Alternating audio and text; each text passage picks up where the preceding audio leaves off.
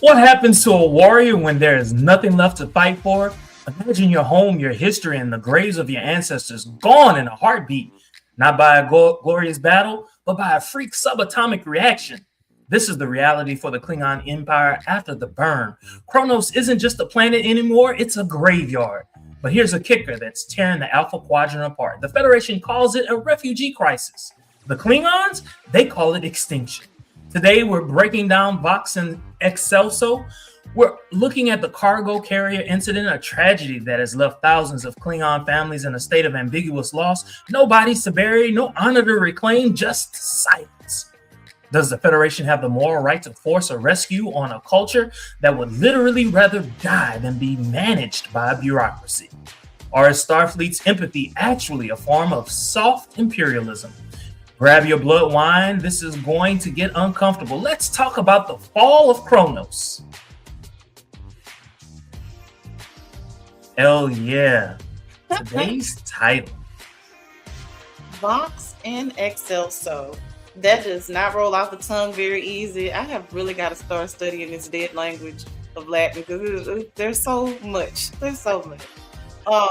So basically this means a voice from on high, calling you to your purpose or what have you. And we go down the wormhole or rabbit hole, if you will, of who Jaden actually is. So yes, Vox and Excelso. Okay. All right. So after the burn, so basically I do, are you familiar with the burn, which is something that we learned from Star Trek Discovery? Are you familiar with the burn? So no, I've heard it repeated. And I should have gone on Star Trek Waikiki. But because it keeps coming up. It is a theme. It keeps coming up. You laughing. Hey, that's my way of doing crash course, especially when I go down my Game of Thrones rabbit holes. Yeah, so no, I'm not familiar with the burn. All right. So basically the burn. I want you to think about it like this. These electromagnetic pulses that stop things from working. Are you familiar? Okay, so I want you to think about that, but this is happening in space. So it stopped ships from flying in space. So think of the burn as that, right? So how does this total loss of a home world, I'm talking about the Klingons, change the Klingon identity based on what you saw in that particular episode? So what I got from that, and to make it concise, is Klingon or die. If you are going to strip me away from, what makes me Klingon, I don't want it. I don't need your help. We don't need saving. Mind your business, even if that means our extinction. We would rather be extinct than to allow you to basically give us some sort of handout. And so that is what I got from that. Klingon or die. Don't meddle. And I saw it come out of Jaden once he finally got himself together with the debate and everything, how he expressed himself like, hey, you are not Klingon. These are Klingon problems. Mind your business. 100%. 100%. All right. So a heavy cargo carrier crashed en route to a refugee center, leaving family statuses unconfirmed. How does this specific tragedy, heighten the tension in the asylum debate? Ooh, so first of all, the doctor was trying hard to get them to stray away from that topic altogether, because this is not something that happened in the past. This is something that's happening in the now, and it directly affects one of our students. And so, whereas we see Jaden already kind of struggling with his stage fright and all of that, this hits literally not close to home. This hits home. And so, I love the way that despite his uncomfortability, he wanted to address it, because who better to speak on a Klingon problem and crisis than me? And I don't care that it's uncomfortable, because why else does this type of platform exist if we can't speak about it? So I'm glad that they went there. I do this. Well, this is one thing. I didn't write this down as a question, but how did you examine the interplay between Jaden and Mir, and how Jaden and God dog, what's the other guy's name? The Illyrian. How did you examine their interrelationship in terms of how they reacted or interacted with Jaden as it related to that particular situation? So I think I love how it was juxtaposed because on the one hand, you have that friend, no, I'm gonna put it right in your face. Let's rip the band-aid off. I'm gonna push you. And then you have that other friend that's really soft and like, hey, let's work through it. So I loved seeing both sides of the coin because both were necessary. Jaden was outside of himself. This is a real thing. I could have lost I could be the last of my kind, so to speak. And so, because even with Thok, she's Jim Hadar and Klingon. He's Klingon. So, at any rate, I love how both friends, in essence, wanted to show up for him and support him in his time of crises, but the way in which they approached it was very different, but very necessary. So it was kind of like almost kind of like a little sexual undertone with him and the Kionian to me, but maybe that's just me.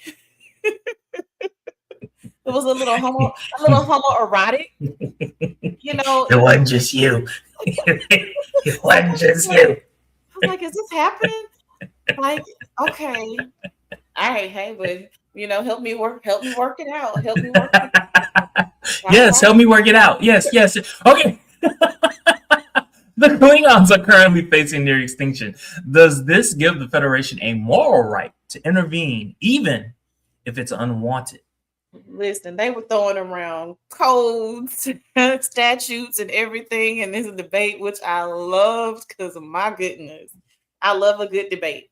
Love a good debate. But to answer your question, I really think that this was not Starfleet's battle if they didn't want it.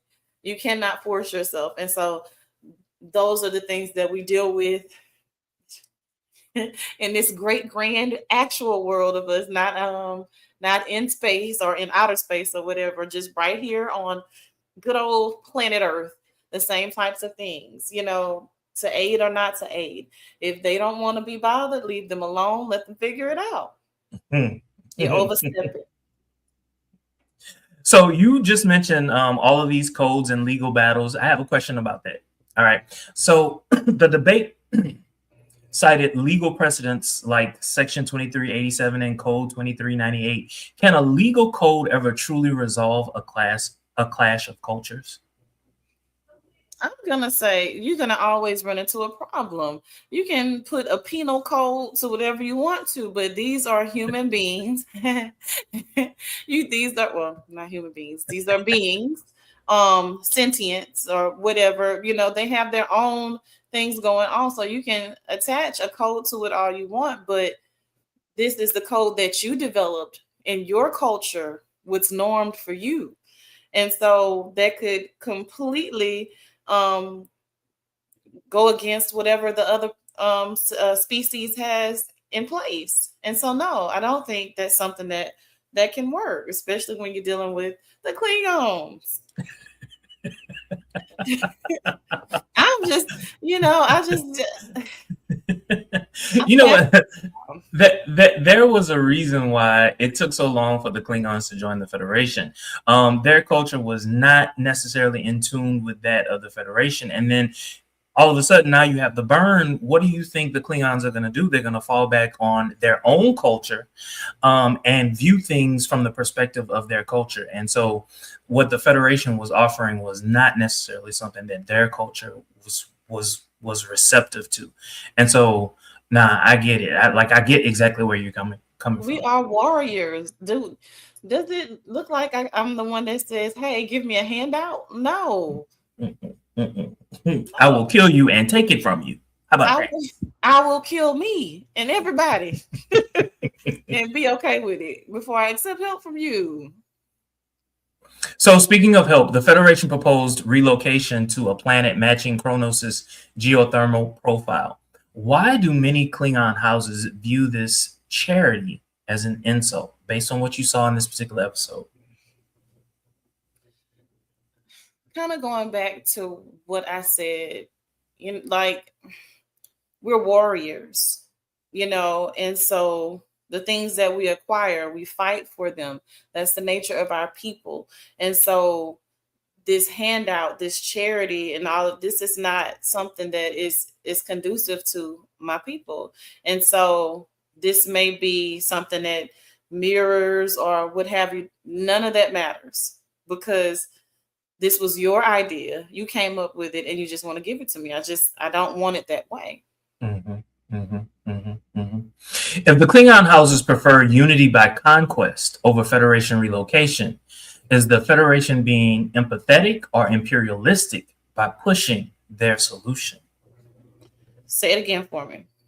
So, by pushing their solution, giving them this planet, is the Federation being basically empathetic or imperialistic?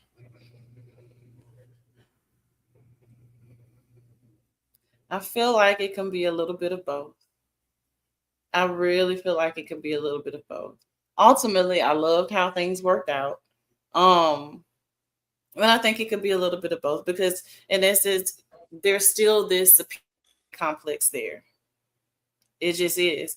Like we're the Federation, our ways are better.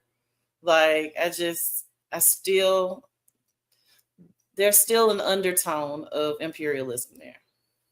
Yeah. I think what the Federation was attempting to do was empathetic, however, not realizing the reality of the situation for the Klingons. What's his guy? The guy that the Chancellor knew personally. He basically told her, "This is not who we are. You can't just give us this." But it was wonderful to see Jaden play a part in this particular episode by basically saying, no, we gonna handle this like Klingons handle it. And then he told them what needed to happen. And then the Federation, hearing and understanding all of those different points of view, they were like, okay, all right. So at the end of the day, the Federation arrived at not perfect, but close to perfect solution. But it took all of that. It took all of these different people basically saying the same thing over and over and over again. This is how it has to be. And I appreciated it because I was one of the main people screaming as it pertains to Jaden. When is your Klingon gonna show up? I don't want to see a passive Klingon. I don't want to see that. This is bothering me. I don't like it. Like, I get it. I get your personal quest. I appreciated this episode because we learned so much more about him and why it's kind of wired he is the way he is. Right. But he Klingoned in this episode. He did. For me, he did. And so this was Jaden's episode. I loved it and appreciated it. He Klingoned in philosophy, not necessarily in prowess. Yes. Yes. I get it. So speaking of Jaden, we see a single Klingon cadet in Starfleet facing secrecy due to the risk of dishonor.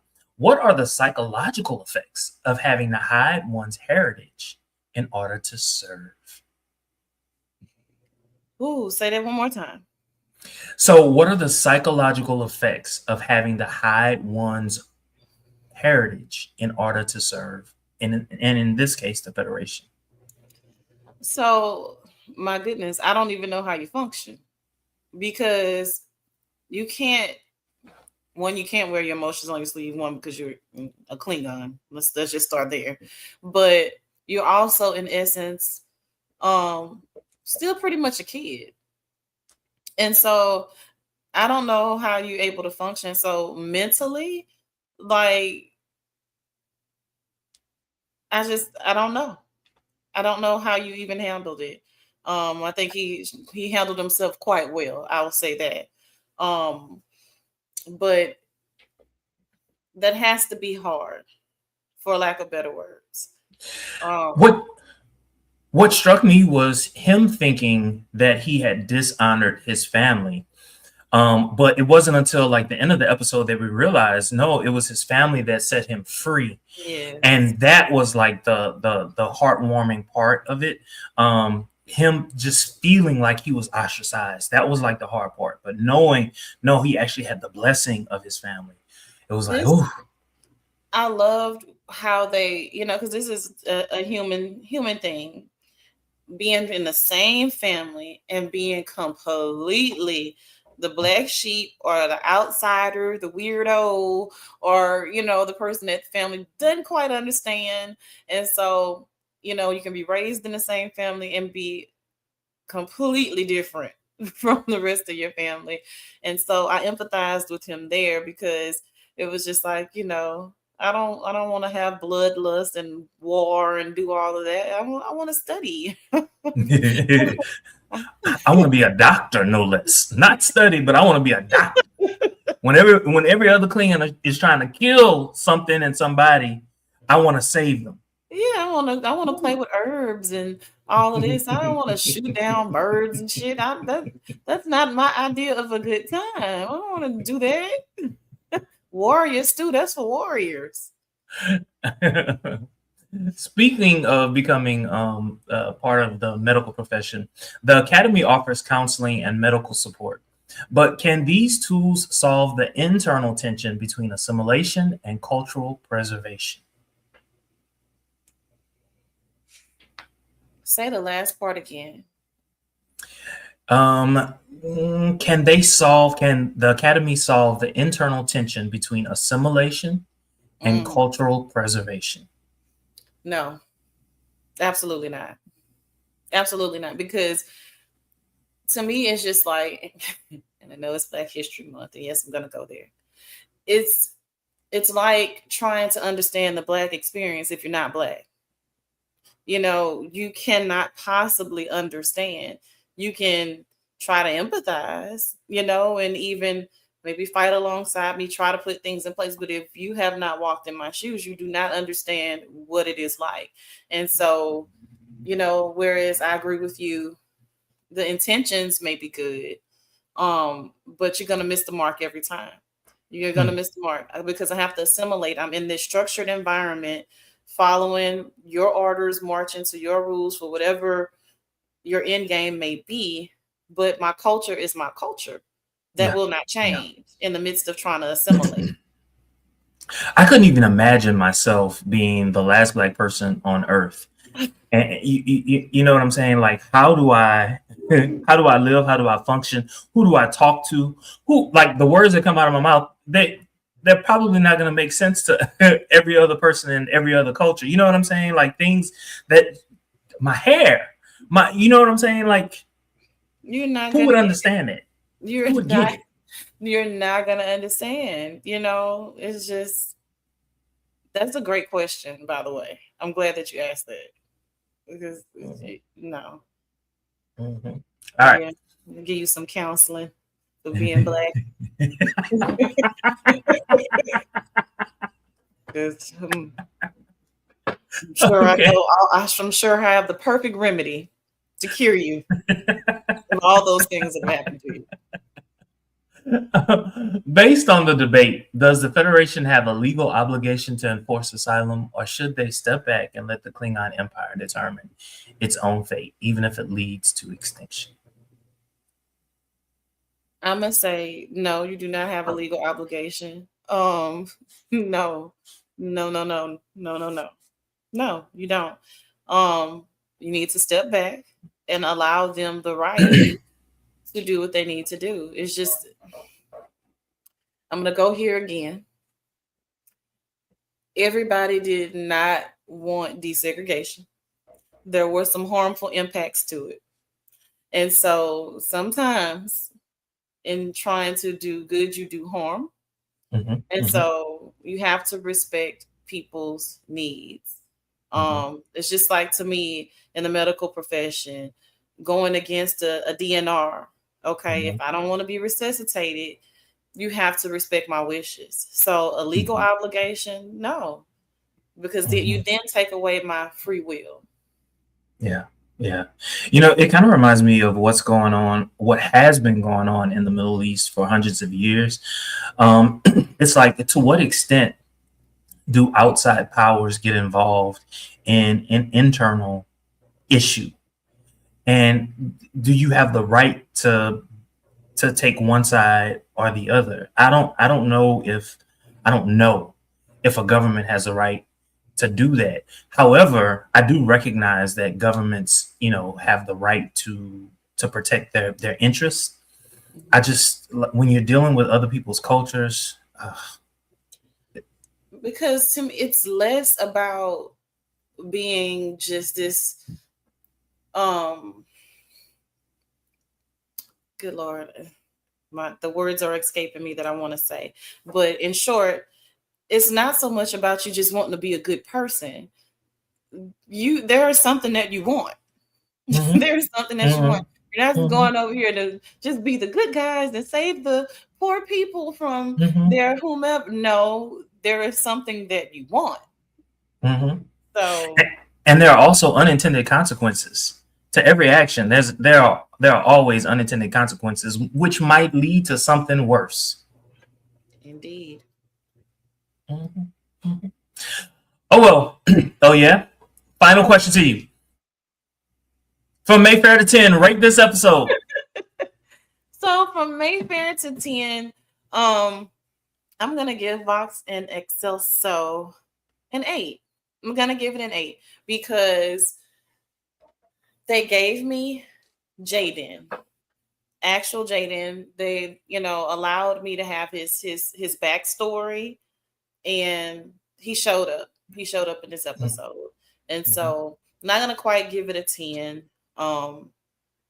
Simply because I just don't think it's a 10, but great episode. It kept my attention. I did not fall asleep. You know what? I'm going to give it a 9, and this is why I give it a 9.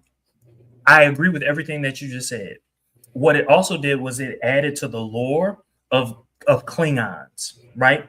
Without taking anything away from what we know and understand from the Klingons of old. And when I say that, I'm talking about what we learned from the original Next Generation, Deep Space Nine, and every other show that came along. It didn't take anything away; it added to, right? And I agree with you. I want to stamp what you said. It gave us Jaden. Right? Who is this man? Who is this boy? What is his motivation?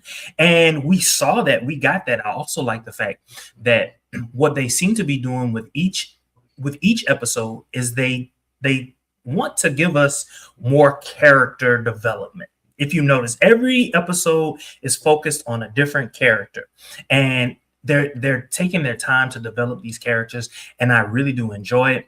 And I think they did it in the right way. With his character, I think it was kind of easy because he was playing a Klingon, and there's so much lore from Klingons that it was easy to pull from.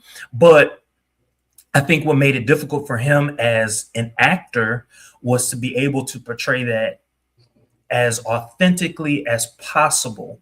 But I am listening to what you said before. The fact that he was the quote unquote the black sheep, that made his character have some leg to stand on, in the fact that yes, he is an atypical Klingon, but this is why. So I that's why I gave it a 9. And I also think that maybe 10 years from now, we might look back at this particular episode and we might actually say, wow, this episode meant a lot. Yeah. That's where I stand.